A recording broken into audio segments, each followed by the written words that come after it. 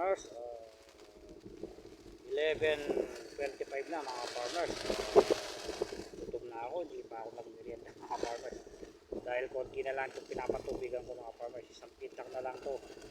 12:30 matatapos na ako para makatipid tayo ng konti. Ito mga farmers, nandito ako sa ilalim ng ipil. Ito, nakahiga sa mga kahoy na gagamitin natin sa mga sitaw mga farmers. Matataba yung tubo ng mga sitaw mga farmers. Malapit na silang mamunga. Konti naman yan mga farmers. Nasa taas lang ng pilapil yan na mais na puti naman yan mga farmers.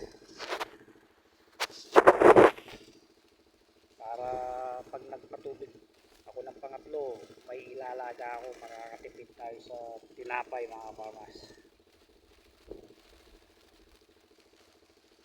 Mga farmers, salamat.